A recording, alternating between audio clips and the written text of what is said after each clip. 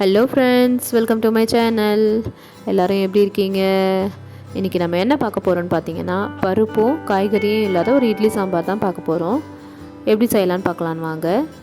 ஒரு குக்கரில் 2 பச்சை மிளகாய், 3 பல் பூண்டு, மீடியம் சைஸில் 2 வெங்காயம், 2 தக்காளி, கல் உப்பு தேவையான அளவு ஆட் பண்ணிக்கோங்க.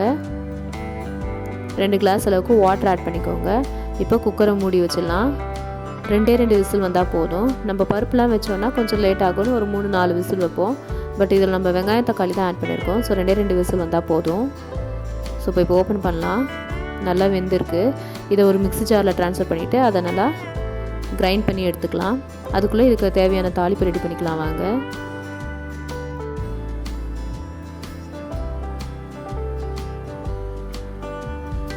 அடுப்பில் பேன் வச்சுக்கோங்க.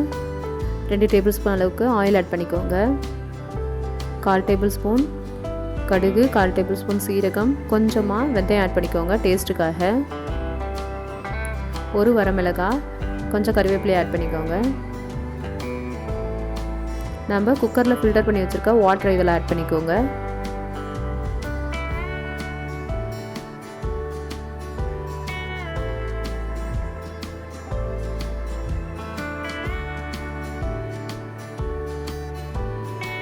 இப்போது 1/4 டேபிள் ஸ்பூன் அளவுக்கு பெருங்காயத்தூள், 1/4 டேபிள் ஸ்பூன் மஞ்சள் தூள், 1/2 டேபிள் ஸ்பூன் குழம்பு மிளகாய் தூள் ஆட் பண்ணிக்கோங்க.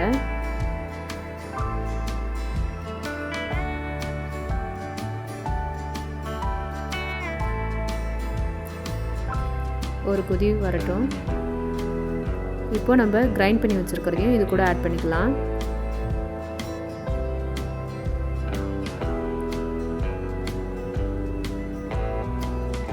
ஆட் பண்ணி நல்லா மிக்ஸ் பண்ணி விட்டுக்கோங்க.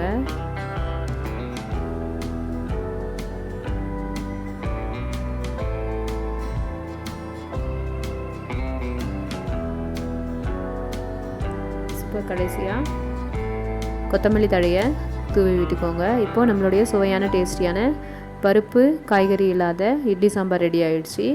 இதை இட்லி, தோசை, சப்பாத்திக்கு கூட தொட்டுக்கலாம். ரொம்ப டேஸ்டியாக இருக்கும். நீங்களும் உங்கள் வீட்டில் செஞ்சு பாருங்கள். எப்படி இருக்குதுன்னு கமெண்ட்ஸ் பண்ணுங்கள். என்னுடைய வீடியோ பிடிச்சிருந்தா லைக் பண்ணுங்கள், ஷேர் பண்ணுங்கள், சப்ஸ்கிரைப் பண்ணுங்கள்.